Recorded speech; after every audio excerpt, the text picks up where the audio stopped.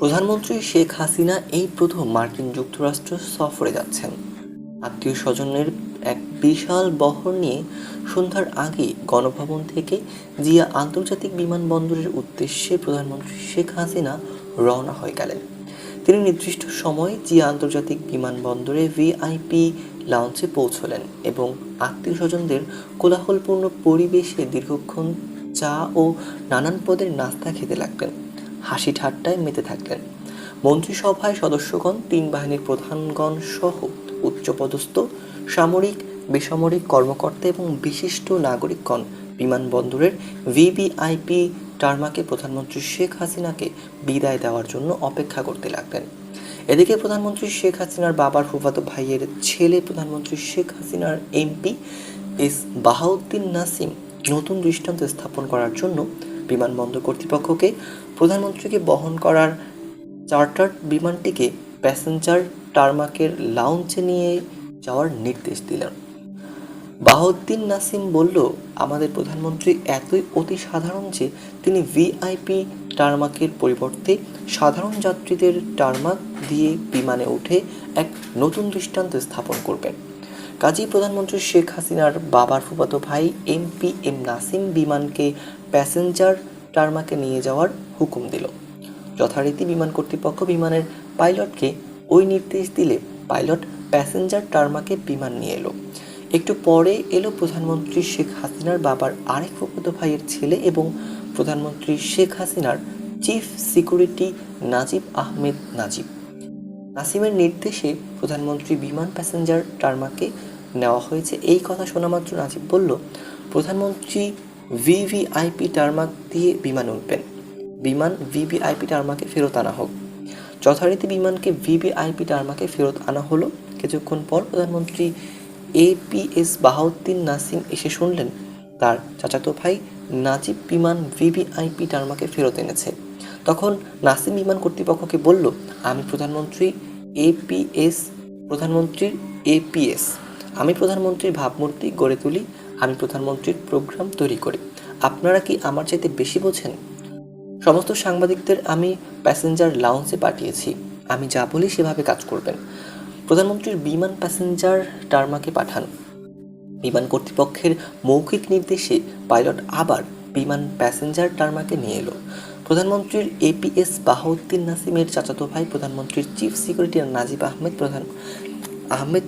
নাজিব প্রধানমন্ত্রী শেখ হাসিনাকে বিমান রেডি বলে এসে বিমান আবার প্যাসেঞ্জার টারমাকে লাগানো হয়েছে শুনেই হারামজাদা কুত্তার বাচ্চা বলে গালি দিতে দিতে কার নির্দেশে বিমান সরানো হয়েছে জিজ্ঞেস করলে নাসিম বলল, আমার নির্দেশে বিমান সরানো হয়েছে, আমি বিমান প্যাসেঞ্জার টারমাকে নিয়েছি। নাজিব বলল, তুই বিমান সরানোর কে? আমি চিফ সিকিউরিটি, আমার নির্দেশে বিমান চলবে। নাজিম বলল, আমার নির্দেশে বিমান চলবে। নাজিব বলল, দেখ বেশি কথা বলিস না, খারাপ হয়ে যাইব। নাসিম বলল, আমি কি তোর মাহাতামুখ খাই যে আমারে ডর দেখাও? প্রধানমন্ত্রী শেখ হাসিনার বাবার দুই ফুফাতো ভাইয়ের দুই ছেলে এপিএস বাহাউদ্দিন নাসিম এবং চিফ সিকিউরিটি নাজিব আহমেদ নাজিবের মধ্যকার ঝগড়ার মুখে বিমান কর্তৃপক্ষ অসহায়ের ন্যায় দাঁড়িয়ে রইল। এমনিভাবে মিনিট 20-25 চলে গেল। ওদিকে প্রধানমন্ত্রী শেখ হাসিনা বিমানে ওঠার জন্য ভিভিআইপি রেস্ট রুম থেকে বাইরে এসে দাঁড়িয়ে রইলেন এবং বললেন, কি ব্যাপার, আমাকে এখানে এখনো বিমানে তুলছে না কেন? দুই চাচাতো ভাই নাজিব নাসিমের ঝগড়া থামানোর জন্য দুই চাচাতো ভাইয়ের চাইতেও অনেক অনেক বেশি ক্ষমতাধর ব্যক্তি, বলতে গেলে ক্ষমতার শীর্ষে 3-4 জন ব্যক্তি, যিনি সচরাচর নাজিব নাসিমের ব্যাপারে হস্তক্ষেপ করে না, কিন্তু যাকে দেখলে নাজিব নাসিম ভয়ে এবং কৌশলগত কারণে নেতিয়ে পড়ে, পাগলের মতো টাকা পয়সার দিকে ছোটা ছাড়া আর কোনো কাজ নেই যার, তিনি প্রধানমন্ত্রী শেখ হাসিনার চাচাতো ভাই শেখ নাসিরের বড় ছেলে শেখ হেলাল এমপি এসে উপস্থিত হলেন। নাজিব নাসিম ভয়ে এবং কৌশলগত কারণে নেতিয়ে গেল। শেখ হেলাল এমপি বলল, প্রধানমন্ত্রী দাঁড়িয়ে রয়েছে আর এখনো বিমানের ব্যবস্থা হয়নি, যা ভিভিআইপিতে বিমান লাগান। কর্তৃপক্ষ ভিভিআইপি টার্মাকে বিমান নেওয়ার মৌখিক নির্দেশ দিলে ভিভিআইপি আর প্যাসেঞ্জার টার্মাকে বারবার বিমান নেওয়া এবং আনার পরিপ্রেক্ষিতে এবার বিমানের পাইলট ভিভিআইপি এবং প্যাসেঞ্জার টার্মাকে মাঝখানে বিমান রেখে দিয়ে কর্তৃপক্ষকে বলল, আমাকে লিখিত দিতে হবে, লিখিত ছাড়া বিমানের চাকা একবারও ঘুরবে না। এবার বিমান কর্তৃপক্ষ আরও বিপাকে পড়ল। কর্তৃপক্ষ লিখিত দেওয়ার পর পাইলট ভিভিআইপি টার্মাকে বিমান নিয়ে গেল। প্রধানমন্ত্রী আমেরিকার উদ্দেশ্যে যাত্রা শুরু করলেন। যদিও এই সমস্ত কারণে প্রধানমন্ত্রী শেখ হাসিনা যাত্রা শুরু করতে ঘণ্টাখানেক দেরি হলো এবং প্রধানমন্ত্রী শেখ হাসিনা অসন্তোষ প্রকাশ করলেন।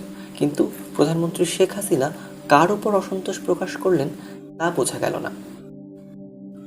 প্রধানমন্ত্রী শেখ হাসিনাকে বিদায় জানাতে আসা সকল মন্ত্রী, তিন বাহিনীর প্রধান, উচ্চপদস্থ সামরিক বেসামরিক কর্মকর্তা এবং বিশিষ্ট নাগরিকগণ যাত্রা শুরুর এই বিলম্বের সময় ওয়েলবার মতো দাঁড়িয়েছিল। পরের দিন দেশের সকল পত্রপত্রিকায় নানান ভাষায় প্রধানমন্ত্রীর যাত্রা শুরু করতে বিলম্বের সংবাদ পরিবেশন করলো। কিন্তু কেন যাত্রা বিলম্ব হলো তা কোনো পত্রিকাতেই জানা গেল না, প্রকাশ করা হলো না। শুধু বিলম্ব হলো এটাই প্রকাশ করা হলো। শুধু তাই নয়, প্রকাশিত এই সংবাদের পরিপ্রেক্ষিতে সাংবাদিক কলাম লেখক আবেদ খান ভোরের কাগজে প্রধানমন্ত্রীর নিরাপত্তা কি বিঘ্নিত শিরোনামে ধারাবাহিকভাবে সরজমিন তদন্ত লিখলেন। আবেদ খান তার প্রতিবেদনে বিমানের অভ্যন্তরে রাজাকারের সন্তান পাওয়াসহ আরও কত কিছু লিখলেন। বিমান প্রশাসনের অনেক রদবদল হলো, কিন্তু প্রধানমন্ত্রী শেখ হাসিনার যাত্রা বিলম্বের প্রকৃত কারণ আবেদ খানের কলামে এলো না।